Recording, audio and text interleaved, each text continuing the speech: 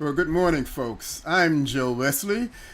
Lizzy Gabor will be on a little bit time period here. Thanks for coming back for those who've seen us before. As you know, we start a little bit before our 8 o'clock time to give you some background stuff of who we are. For those who've seen us for the first time, thank you for visiting. In either instance, remember, if you can't make every Thursday morning other than Thanksgiving, or vacation perhaps, every Thursday morning at 8 to 8:15, we do a live cast, but also you can review us on programs such as YouTube, LinkedIn, and Facebook. We do ask, leave comments, and particularly if you are coming into Google, YouTube, that you'll want to provide your password to get in to be able to leave a comment. Hi, Lizzy. How are you doing? Hi, good morning, Joe. Good morning, ladies and gents. I tell you, it's funny. Lizzy and I are always modifying our program. Let me backtrack. For those who sing us for the first time, Lizzy is recognized Elizabeth Gabor. I'm not used to saying the whole 10-syllable first name, so Lizzy works for me a lot better. She is recognized in her industry as a mindfulness wellness coach. I guess as opposed to consult, I'm still getting the phrase mixed up. And she, besides being a certified yoga instructor, don't ask me which branch or which category, I don't know that either. However, having said that, what caught me, I'm a left brain kind of guy. And give me the facts, tell me the details, and I'm done. So when she talks about mindfulness and wellness and fulfillment, I hear it, but it's not clicking. But what did grab my interest are two things. One, she's well respected in her industry. And also she talks about being more successful, not just successful, being healthier, feeling better with it also. That kind of grabs my interest, but I'm not making any sense of what she's saying. So these episodes I'm saying, okay, Lizzy, here's a thought I ran across, or you tell me something, and then I'm going to try to get an explanation that makes sense to me. It hasn't yet, but we keep working at it. We don't rehearse this. We do share a title in all fairness, so we have an understanding of what the program will be about today. Now, with that preamble, we do leave comments, ask questions, share us with other people out there. The topic for today, and this one I find interesting. Actually, I find everyone interesting, but this one I find kind of challenging. And basically, you have to read the small print. Our theme this time around is sports, top level sports. And with the Olympics being the current trend of the moment, and I know that Lizzy has a particular interest in working with people who have an interest in sports in terms of their well-being, their health, their goals, and perhaps how to handle the challenges. I'm going to share a quote with you that Lizzy gave me. And it says, when anyone tells me I can't do anything, I'm not listening anymore. And that was by Florence Griffith Joyner. I totally understand the statement. However, my counter response is, this is just kind of who I am. Does that mean if someone says I can't do crap, I'm supposed to say, yes, I can? So I'm going to ask Lizzy to explain this one for me and for the audience. Oh, I think that we're constantly being told we can't do this and we can't do that and we can't do. But what happens, at least, a lot of times, and for me, what happened for a lot of years is when somebody says you can't, or when somebody says something that's, it makes you feel bad, it's what you then say to yourself, how do you take that in? And what we're so good at is something that I love to share called, ants. It was like a term by I don't know who coined it, but it's ants, automatic negative thoughts. So it's what we say to ourselves, and we're very good at saying to ourselves that, the automatic negative thing. So how do we turn that around? And how do we turn like that inner critic into our inner coach is what I think she was saying. Also, I'm not going to listen to all of you because I'm going to go for what I want to go for. But I mean, just an example I've shared with you, but I can share with the audience. I was a gymnast as a kid, and I loved gymnastics. I don't recall that. That's interesting. Yeah, I was a gymnast for many years, and I was not, I guess, the typical tiny little gymnast. I had strong legs, Mm-hmm. and a coach once, literally in front of the whole team, when we pulled up to McDonald's, all in the back of a station wagon, back in the day, and we all were getting out to stop at McDonald's. She stopped me as I was getting out of the back of the station wagon and said, "What are you getting out for? You're not going to get anything, maybe a Diet Coke," in front of the whole team. And everybody laughed, and it was basically a joke based on that I was, probably not I wasn't the smallest one on the team. And Mm-hmm. it really, I mean, it had me limited and thinking that I was too big for the sport for years. I mean, for years and years, it crushed me. And and that's where it breaks my heart to see other people, suffer that way. Yeah. So I think not just too big for sports, but too big, period. I mean, that's kind of, as a kid, I may not be able to make that selection factor. And certainly it's not inspiring, to put it mildly. And that's right, it. exactly. Not thin enough, not pretty enough, not this enough, not all the enoughs, not good enough. Mm-hmm. Is I think the theme that is instilled in a lot of us. From it could be just something somebody said, but then it's that it gets etched into us, Mm-hmm. and it can be limiting us and hurting us for years, which it did for me. And I would think if you're hearing it enough time, rephrase that. A child, most of my child life is anybody not a child was authority. I think anybody who was over 13 years of age was almost an adult. And I had learned as a kid, if an authority voice spoke to you, you had to listen, you had to obey, whether you liked it or not, pretty much. Certainly if they're family or people you trust, and that's the whole thing. Certainly as a kid, I had no criteria of self by any stretch of the imagination. So much of my existence was based on what people were telling me from the outside, as I've heard this coach tell you. On top of that, a coach, you volunteer to be a part of it. Ultimately, you rely on that person to share with you how to best perform. And you're thinking maybe you're a viable part of the group, and you're being critiqued for being who you are, if I'm hearing it correctly. yeah, no, and again, as kids are, the whole team, some of them, my best friends, all kind of laughed, and I Mm-hmm. and it's just one of those moments that it's that just can affect people for years, Mm-hmm. and it becomes this limiting belief, and it becomes this what you think of yourself, Mm-hmm.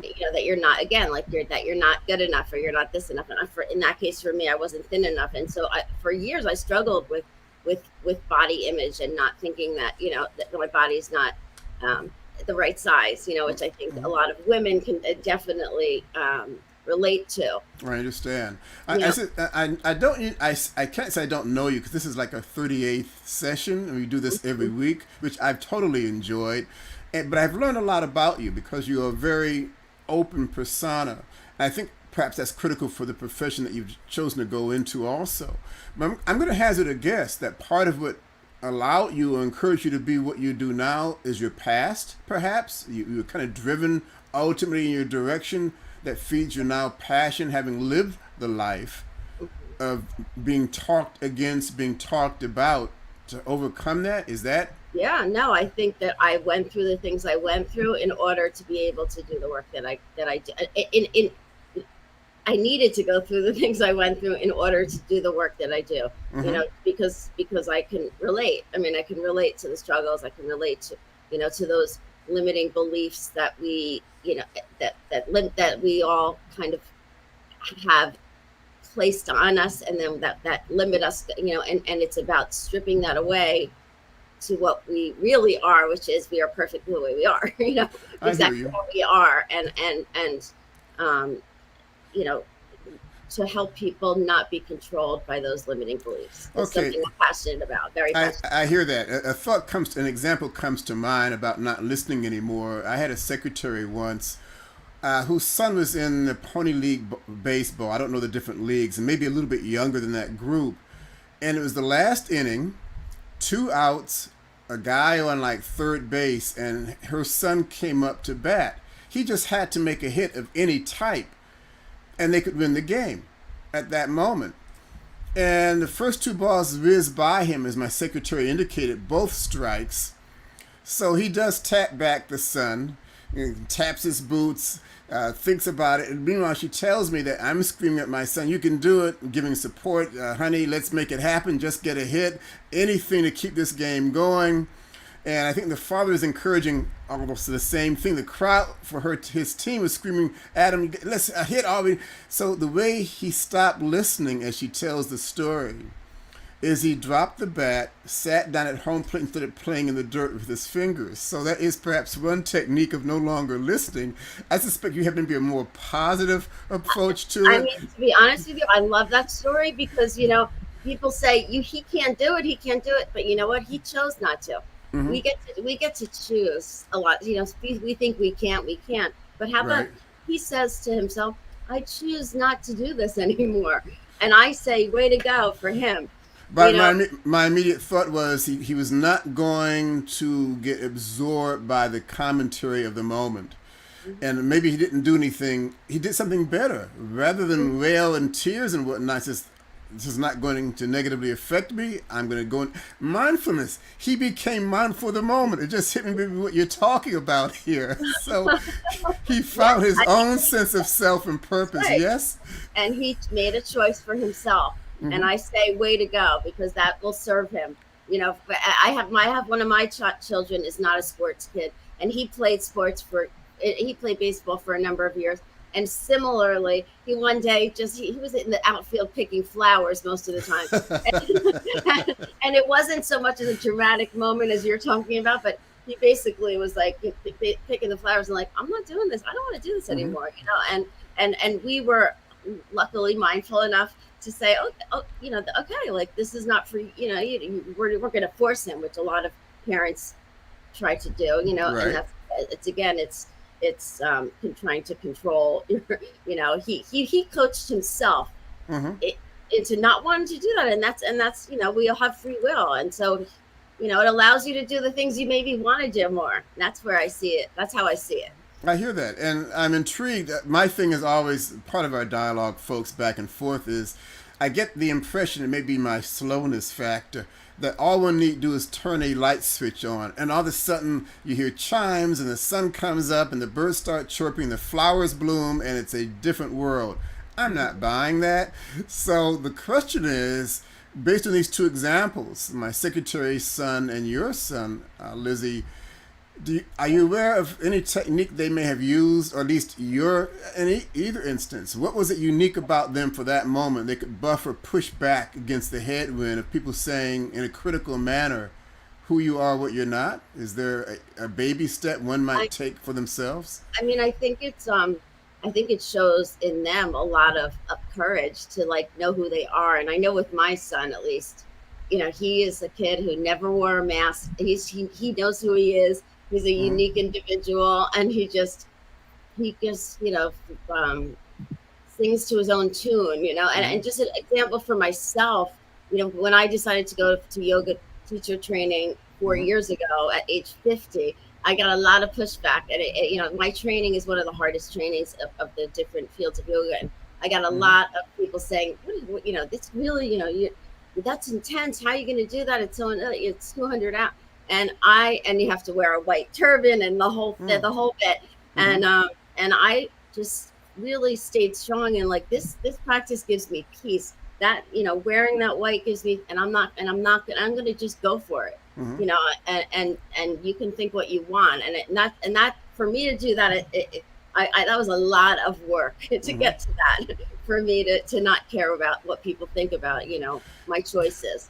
So I think the process. I'm going to interrupt, but for what I know of you, I would say it's even maybe more than that because people said you couldn't do it, because people said it was hard to do, because people challenged, why would you do something off the wall extreme?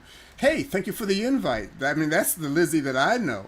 That's the Lizzy that I've become, but that was not the Lizzy that is like a process of growth and a lot of personal development work, and continues to be. Okay. So So it's not that's a light switch. a It is a lot. matter of working through it, having your help, I guess, being a professional in your industry to get there.